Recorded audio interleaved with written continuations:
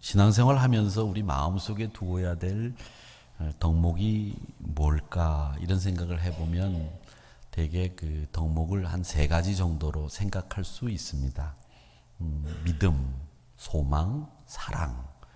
고린도전서 13장 13절에 나오는 이 말씀에 근거해서 우리 성도들이 마음에 두어야 될 덕목이라면 믿음이 아니겠는가, 소망이 아니겠는가, 또 사랑이 아니겠는가 이런 생각을 해봅니다. 근데 그 설교를 준비하면서 제가 이제 이 믿음, 소망, 사랑 가운데 이 소망이라고 하는 것에 대해서 조금 생각을 해봤습니다. 왜냐하면 이 소망이라고 하는 말은 우리 성도들이 쓰는 말이지만 세상에서는 소망이라고 하지 않고 희망이라고 그렇게 이야기합니다. 주로. 물론 이제 영어로는 저희들이 비전 이렇게 얘기를 하는데 그 비전이라고 하는 말을 우리 기독교인들은 소망 이렇게 부르고 기독교인이 아닌 분들, 뭐 우리 기독교인들도 쓰는 용어이기는 하지만 희망이라고 하는 말을 씁니다. 저는 다행스럽게 한자를 조금 배웠던 세대였기 때문에 이 소망이라고 하는 말과 희망의 차이가 뭘까 이런 생각을 좀 해봤습니다. 그래서 나름대로 사전을 좀 찾아봤더니 소망이라고 하는 말은 소자가 소망의 소자가 바소입니다. 뜻이 바고 음이 소, 바소라고 해서 음은 소라고 읽는다 이렇게 돼 있더라고요. 근데 이 바라고 하는 말이 뭔가 바라다의 바인가 봤더니 바가 장소바예요. place라고 하는 뜻이에요. 장소라는 뜻이라고요. 그래서 바소라고 하는 말은 장소소라는 뜻이에요. 그래서 가만히 생각해 보니까 뜻은 바고 음은 소라고 읽지만 장소라는 뜻인데 희망이라고 하는 말은 뭐냐면 바랄 희자의 소망, 바랄 망자입니다. 그러니까 우리가 희망이라고 하는 말보다 신자들이 소망이라고 하는 말이 맞다라는 생각이 드는 이유는 우리가 소망하는 것은 결국 바소, 즉 장소를 바라고 있다는 것인데 그 장소가 어디냐? 하나님 나라. 하나님 나라 시민권을 가진 하나님 나라 백성들인 우리가 그 나라를 소망하고 있기 때문에 우리에게는 희망이라는 말보다는 소망이라는 말이 더 어울리고 적합한 말이 아니겠는가라는 생각을 해봤습니다.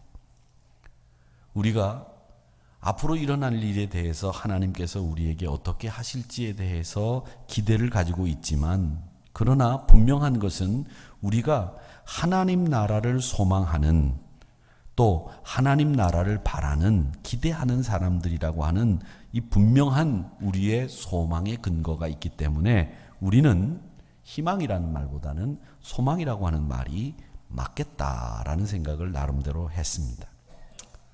자, 믿음, 소망, 사랑 이 3가지를 제가 덕목으로 생각한다고 말씀을 드렸는데 그런 가운데 소망을 생각하다가 제가 이 소망이 가지고 있는 뜻에 대해서 바소, 즉 장소를 바라는 하나님 나라를 바라는 우리 믿음의 사람들에게는 소망이라는 말이 적합하다라고 하는 것을 말씀드렸는데 만약에 한 가지 더 덕목을 추가한다고 한다면 믿음, 소망, 사랑 가운데 어떤 것을 추가했으면 좋을까 이 생각을 해봤습니다. 저는 만약에 누가 저에게 우리 신앙인에게 필요한 덕목이 뭐냐라고 물어보실 때 믿음, 소망, 사랑, 감사라고 말씀을 드리고 싶습니다. 그 이유는 제가 볼 때 이 감사는 믿음을 더 믿음답게, 소망을 소망답게, 사랑을 사랑답게 만드는 이 가장 기본적인 덕목이 감사라고 하는 덕목이기 때문에 그렇다 이렇게 생각합니다. 모든 음식에 소금이 들어가야 제맛이 나듯이 우리 신앙의 덕목에는 이 감사가 바탕이 되어 있어야만 우리 신앙의 덕목들이 제 힘을, 제 기능을 다하게 된다는 것이죠. 감사 없는 믿음, 그게 믿음일까요? 감사가 없는 소망, 그게 소망일 수 있을까? 감사가 없는 사랑이 사랑이 될 수 있을까? 안 된다는 겁니다. 진정한 감사와 진정한 소망과 진정한 믿음은 이렇게 감사라고 하는 밑받침이 되어 있어야만 된다라는 겁니다. 근데 말씀을 보면서 제가 이상한 점을 발견했습니다. 뭐가 이상한가? 특히 신약 성경의 말씀을 보면서 이상한 것은 우리 신앙인이 갖춰야 될 덕목, 만약에 네 번째로 이야기한다면 제가 감사라고 말씀을 드렸는데, 이 감사라고 하는 말을 언급해둔, 신앙의 덕목으로 언급해둔 성경 구절이 없다는 겁니다. 갈라디아서 5장을 보면 여러분 아시는 성령의 9가지 열매가 나옵니다.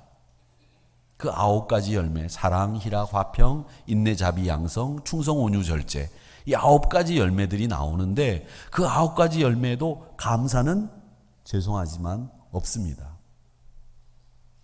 또 베드로후서 1장에 보면 신의 성품이라고 소개되어 있는 덕목들이 쭉 나옵니다. 그 덕목에 보면 1장 5절에서부터 나오는 덕목이 뭐냐면 믿음, 덕, 지식, 절제, 인내, 경건, 형제우애, 거기에 사랑. 여기에도 보면 감사가 없습니다. 믿음도 있고 덕도 있고 지식도 있고 절제도 있고 인내, 경건, 형제우애, 사랑도 있는데 여기에도 감사는 없습니다. 우리가 잘 아는 마태복음 5장에 보면 예수님이 산상수훈이라고 해서 하신 말씀들을 쭉 기록해 두었는데 그게 7장까지 계속됩니다. 5장, 6장, 7장. 마태복음 5장에서부터 시작되는 이 팔복장에 보면 어떤 사람이 복이 있는지 그 복 있는 사람들을 서술해 두고 있는데 심령이 가난한 자로부터 시작을 해서 애통하는 자, 온유하는 자, 의에 줄이고 목마른 자, 긍휼히 여기는 자, 그리고 마음이 청결한 자, 화평한 자, 의를 위하여 박해를 받는 사람들이라고 하는 이 복을 받는 사람들의 이야기들이 쭉 나오는데 여기에 감사하는 자는 복이 있나니 그가 감사에 감사를 혹은 그가 감사에 걸맞는 복을, 이런 말은 1절 나오지를 않습니다. 여러분 어떻게 생각하십니까? 성령의 9가지 열매에도 감사가 안 나오고 하나님의 성품, 신의 성품이라고 소개되어 있는 베드로후서 1장에 나오는 그 덕목에도 감사는 없고 예수님이 가장 가르침 가운데, 예수님의 가르침 가운데 가장 핵심적인 가르침인 산상수훈에도 보면 이 감사가 없는 것을 어떻게 생각하십니까? 감사가 그리스도인에게 있어서는 가장 기본적이고 필수적인 것이라고 말씀을 드렸는데 제 나름대로는 이 감사가 없는 이유를 생각해 봤습니다. 정리를 해 봤습니다. 그런데 제가 무릎을 딱 치게 만드는 책이 있습니다. 그게 이번 추천도서인 오규윤 씨가 쓴 감사의 7가지 언어라고 하는 책에 보니까 제가 생각했던 것과 똑같은 말이 거기에 있었습니다. 그분의 말은 뭐였느냐면 감사는 신앙인의 기본적인 인격이기 때문에 감사가 없으면 그건 짐승이고 감사가 없으면 배은망덕한 것이고 감사가 없으면 인간다움을 포기하는 거다, 이렇게 되어 있더라고요. 그러면서 감사가 가장 인간다움의 기본이기 때문에 감사는 모든 덕목의 기본으로 전제되어 있기 때문에 성령의 열매에서도 신의 성품에서도 팔복에 해당되는 그 성품에서도 빠져 있는 것이지 없는 게 아니라 기본적으로 모든 성품에는 이 감사라고 하는 틀이 있다라고 하는 이야기를 이 오규윤 씨는 감사의 7가지 언어에서 말씀하고 있더라는 겁니다. 여러분, 감사가 성령의 9가지 열매에서 신의 성품에서 팔복에서도 빠져 있지만 이 감사는 약방의 감초처럼 모든 덕목의 기본으로 깔려있는 우리의 삶의 틀, 프레임, 그게 뭐냐? 감사라는 겁니다. 이 감사는 왜 우리가 감사하는 삶을 살아야 되고 그게 왜 우리 삶의 프레임이냐? 하나님의 창조신앙, 하나님이 우리를 만드셨다고 하는 이 창조신앙을 가지고 있는 사람이라면 하나님이 우리를 만들었다고 하는 분명한 사고를, 하나님이 우리 인생의 주인이라고 하는 분명한 사고를 가지고 있다면 감사하지 않을 수 없고, 그 감사가 우리 삶의 프레임이 되어야 된다고 하는 것에 대해서는 분명하다는 겁니다.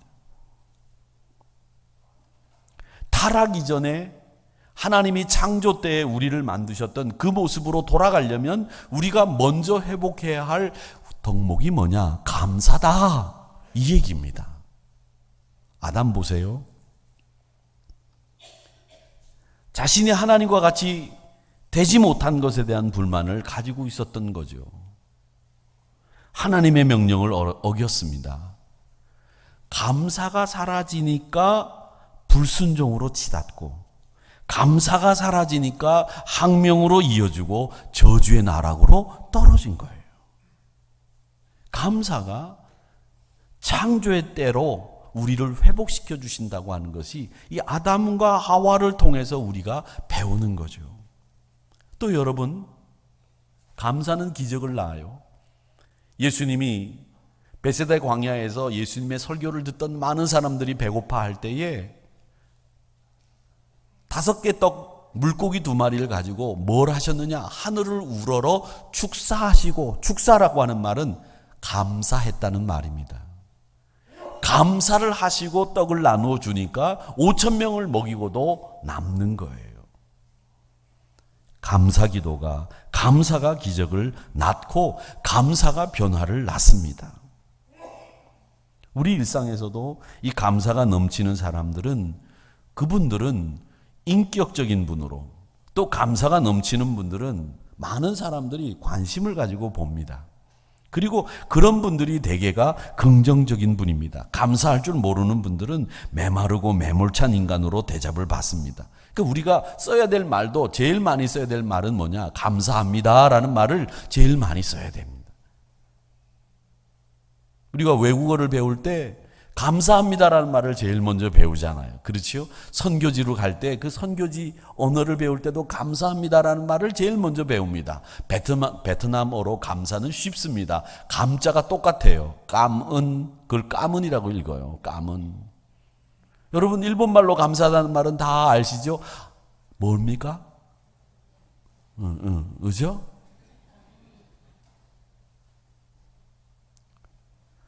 이 감사합니다는 말이 만국 공통어입니다. 만국 공통의 마음이에요. 제가 어제 유 선생님을 이렇게 봅니다. 유 선생님 요즘 아시죠? 요즘 유 선생님이 굉장히 많은 걸 가르쳐 주세요. 2부 예배 때 앉아 계신 분은 유 선생님이 누구신지 잘 모르시는데 유튜브가 유 선생님이십니다. 근데 그 신상훈 교수님이라고 하는 분의 그 강좌가 있어가지고 제가 그걸 보는데, 이분이 한양대학교 연극영화과를 나오셨더라고요. 배재고등학교를 나오고. 근데 그분의 얘기가 뭐냐면, 내가 배재고등학교가 좋은 학교였거든요. 명문인 학교입니다. 근데 배재고등학교를 나와서 자기가 한양대학교 연극영화과를 간 이유가 뭐냐 물어보시면 이유는 하나입니다. 뭡니까? 공부를 못해서 그랬습니다. 그렇게 얘기하시더라고요. 그런데 그분은 얘기가 뭐냐면 웃어야 성공한다는 지론을 펴시는 분이에요. 웃어야. 웃는 분이 성공하더라는 거죠. 신 교수님이 재벌 회장님하고 골프를 치시는데, 자기는 골프 치는 걸 너무 좋아하는데, 골프를 치는데 그 회장님이 자기하고 4시간 동안 골프를 치면서 계속 별로 웃기지도 않는데 자기를 웃기려고, 자기는 웃기는 사람인데도 불구하고, 코미디 작가인데도 불구하고 자기를 그렇게 웃기려고 하더라는 거죠. 그렇게 회장님들이 웃기려고 하니까 소통이 되더라. 웃기는 사람, 잘 웃는 사람, 잘 웃기는 사람, 그 사람이 성공한다, 이 얘기입니다. 그런 사람이 긍정적인 마인드도 가지고 있더라, 이런 얘기를 하시더라고요. 그러면서 그 강좌에 앉아 계신 분 중에 항상 부정적인 대답을 하시는 분이 계셨나 봐요. 그분을 향해서 선생님은 안경 왜 씁니까? 그랬더니 그분이 뭐라고 하면 안 보여서. 봐 부정적인 말만 하지. 그렇게 얘기하더라고요. 왜 그러냐 그랬더니 안경은 잘 보이려고 쓰는 거지 안 보여서 쓰는 게 아니라는 거예요.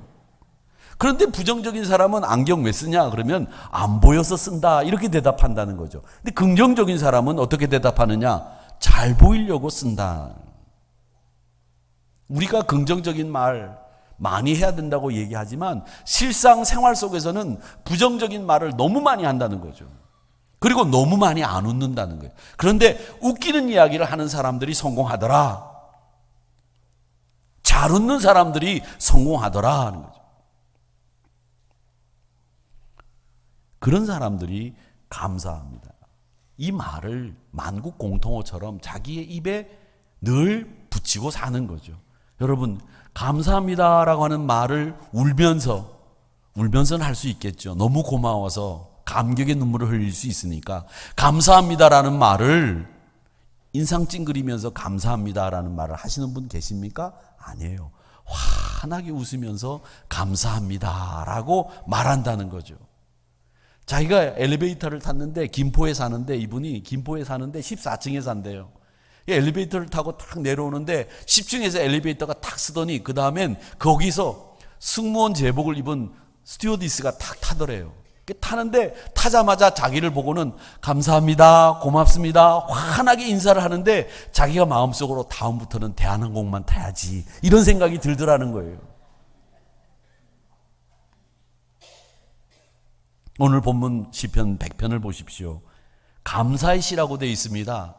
이 시인은 뭐를 감사하고 있느냐? 나를 창조하신 하나님을 감사하고 있습니다. 내가 그의 것이라는 것에 감사하고 있습니다. 우리가 하나님 나라 백성인 것을 감사하고 있고 우리가 그의 기르시는 양이기 때문에 감사하고 있습니다. 사랑하는 성도 여러분, 감사는 표현되어져야 되고 행동으로 드러나야 됩니다. 우리 마음속으로 아무리 감사합니다 이 얘기를 100번 해도 내가 감사의 마음을 표현하지 못하면 소용없는 거예요. 감사는 기억되어져야 되고 표현되어져야 됩니다.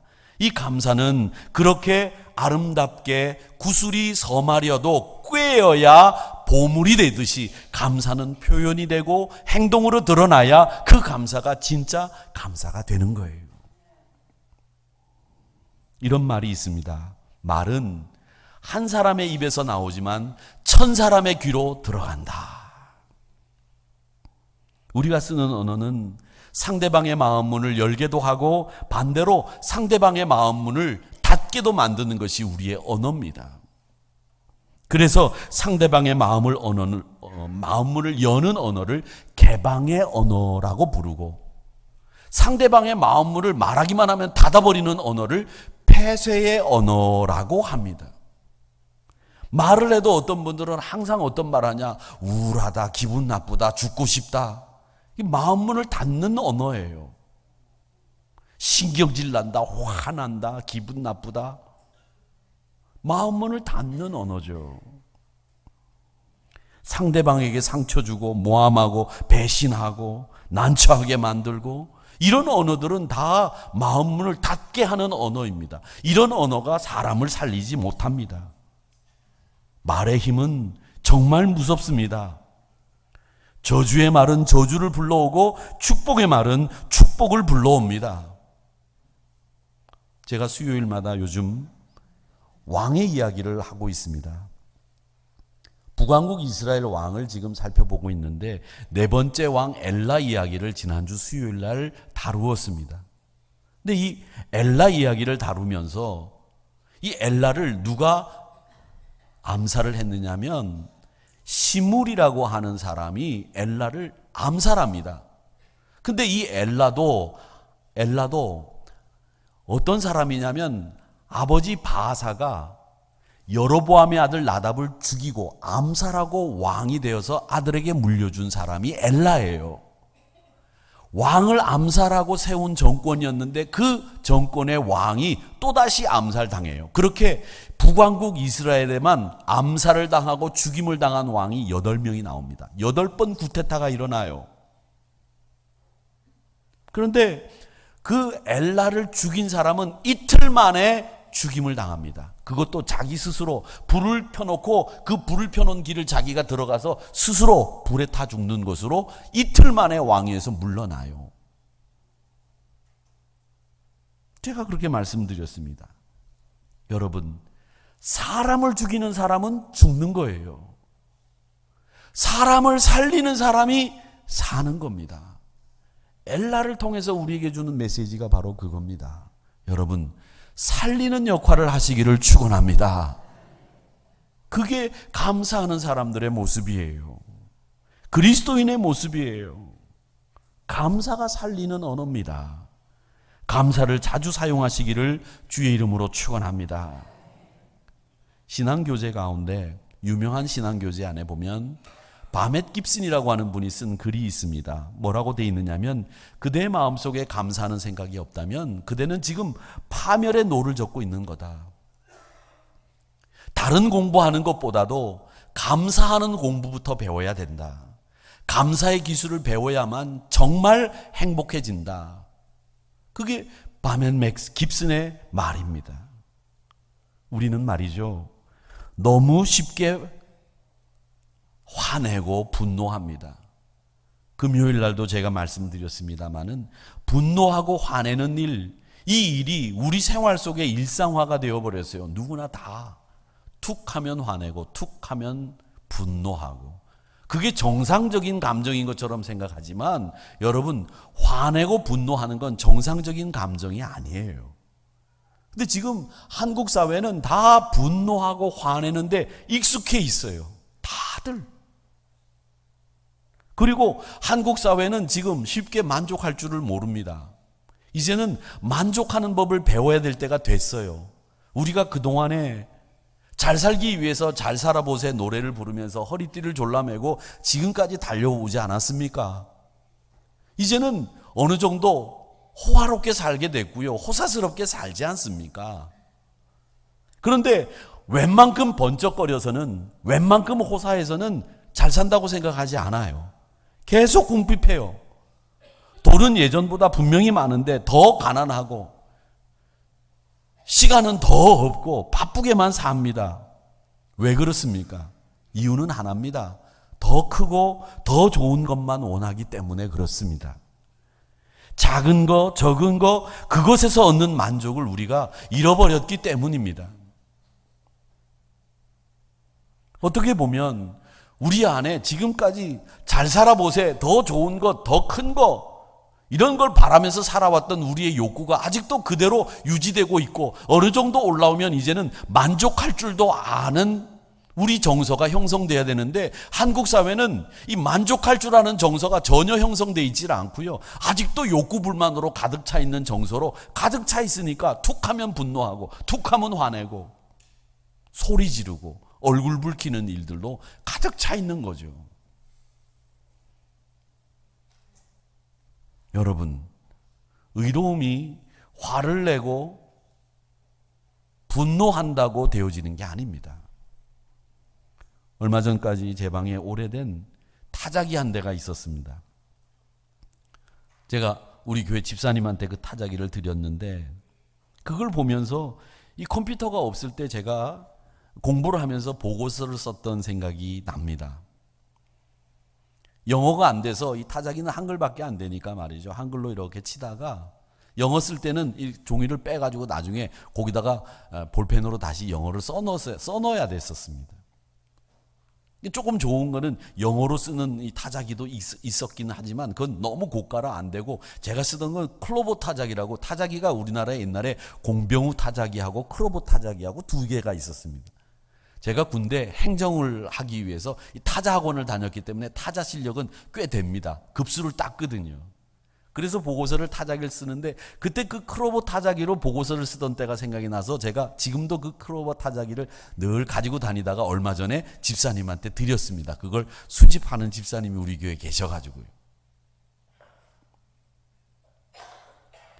그걸 쓰다가 워드 프로세서라고 하는 게서 나왔을 때 그걸 쓰면서 얼마나 행복했는지 몰라요. 그러다가 XD 컴퓨터가 나왔는데, 이야, 정말 신세계가 열리는 것 같더라고요. 그러다가 386 컴퓨터가 나왔는데 이건 완전히 우주가 열리는 거예요.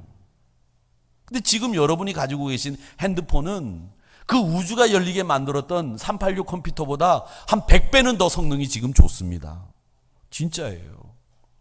얼마나 좋습니까? 안 되는 게 없어요. 그걸로 카드도 대지요, 버스도 타죠, 택시도 타죠, 시장도 보지요, 은행도. 뭐 안 되는 게 뭐 있습니까? 요즘엔 말이죠, 지나다니다가 저 아파트 얼마나 될까? 아파트 가격이 얼마나 될까? 그거 앱 하나만 깔아놓으면 갈 때마다 내가 있는 곳에 그 주변에 있는 아파트 가격이 다 저절로 떠요. 그런 것도 있더라고요. 이야, 없는 게 없어요. 별게 다 있어요. 그런데 우리는 아직도 만족하지 못하고 있잖아요. 행복이라고 하는 것은 조그만 사물 속에서 아름다움을 발견하는 것, 사랑스러움과 고마움을 느끼는 마음에서 시작이 됩니다. 저도 그랬어요. 눈이 펑펑 쏟아지면 그 쏟아지는 눈을 바라보면서 향기롭고 따뜻한 차 한 잔을 마시면서 행복을 느끼고 삶의 고마움을 느끼면서 참 눈 소담스럽구나, 이런 말을 할 수 있는 여유와 만족이 없었어요. 눈이 오면 우리 집사님들 눈을 빨리빨리 치우셔야 우리 교인들이 예배 때 계단에서 안 넘어질 텐데, 이 생각부터 하고요. 눈 오면 짜증부터 나요. 또 질퍽질퍽하고 길 미끄럽고 넘어지지 않을까, 우리 어르신들 넘어지지 말아야 될 텐데, 이런 생각하면서 마음의 여유를 찾지를 못한 거예요. 비가 오면 빗소리를 좀 조용히 들어봐야 되는데 그런 빗소리를 들을 여유가 없는 거죠. 여러분 기억나시는지 모르겠습니다만은 제가 어릴 때는 지붕이 슬래트 지붕이 돼 있으면 그 슬래트 지붕 끝으로 날씨가 추워가지고 고드름들이 이렇게 열려 있으면 온 동네 아이들이 모여가지고 동네에 있는 집집마다 거기서 떨어져 있는 이렇게 달려있는 고드름을 머리로 치든지 손으로 치든지 다 떨어뜨리고 모여가지고 내가 다 떨어뜨렸다, 그리고 떨어뜨린 그 고드름을 또 맛있다고 막 빨아먹던 때도 있었어요. 고드름 먹었어요. 먹었대잖아요 우리 권사님들이. 하겐다스 먹는 분들은 잘 모를 거예요. 고드름도 먹었어요. 그런 때를 생각해 보면서 우리가 작은 것에 고마워하고 감사할 줄 모르는, 그리고 삭막해져 있는 우리의 마음들을 한번 보시기 바랍니다. 친구로부터 걸려오는 전화 한 통에 마냥 행복하고 감사해야 하는 그런 마음가짐이 우리에게 있어야 되는데 우리는 귀찮게 생각하고, 아이고 또 무슨 전화할까, 무슨 부탁하는 전화할까, 저부터 그런 생각들을 할 때가 많이 있거든요. 여러분, 행복은 우리 일상에서 감사하는 마음이 행복을 불러옵니다. 또 적은 것에 만족하고 그 만족한 마음에 감사가 깃들게 되고 거기에 행복이 있습니다. 여러분 이제 잘 살아보세. 허리띠를 졸라매고 달려온 우리 인생길에서 이제는 좀 허리띠를 풀고 내 주변에 있는 것에 만족하고 감사할 줄 아는 이 정서를 우리 마음속에 좀 키워가면 어떨까, 이런 생각을 해봅니다. 너무나 삭막하고 너무나 각박한 세상 속에서 여러분 힘들게 잘 싸워오셨고 잘 이겨오셨지만 이제는 조금은 한시름 놓고 감사할 줄도 알고 만족할 줄도 알고 기꺼이 내 주변을 돌아볼 수 있는 여유를 갖는, 그것이 우리에게 지금 필요한 정서가 아닐까, 이런 생각을 해봅니다. 우리 몸의 66%가 물이랍니다. 근데 그 나머지 34% 가운데 반 이상이 근육이래요. 그러니까 66%가 물이고 그 다음에 나머지 한 40%가 채 안 되는 그 반이 근육이랍니다. 근데 그 근육이 세 가지 근육이 있대요. 심장 근육이 있고 내장 근육이 있고 골격 근육이 있는데, 심장 근육이라고 하는 녀석이 참 중요해서 이게 하루에 10만 번 정도 심장을 움직이게 만들어서 혈액을 온몸에 구석구석 뿌리게 해준다는 거죠. 그리고 내장 근육이 있어서 우리 몸이 저절로 소화도 되게 하고 우리 이 장기들이 잘 원활하게 움직일 수 있도록 만들어준다는 겁니다. 근데 이 골격을 싸고 있는 이 골격 근육이 이게 참 중요한데, 뼈를 지탱하고 움직이게 만들고 또 우리가 운동을 하면 여기에 식스팩, 왕자가 생기게 만드는 것이 이 골격 근육인데, 이 문제는 뭐냐면 이 골격 근육을 쓰지 않으면 이 근육이 사라진다는 거예요. 연세 많으신 분들은 3일만 안 써도 그 근육이 사라진대요. 그래서 수술을 하시든 병상에 계시든 움직여야 된다고 하는 이유가 이 근육이 없어진다는 거죠. 그런데 여러분 아십니까? 이 근육이 얼굴에도 굉장히 많이 있는데 이 얼굴의 근육이 이게 시간이 되면 굳어지고 자리를 잡게 된답니다.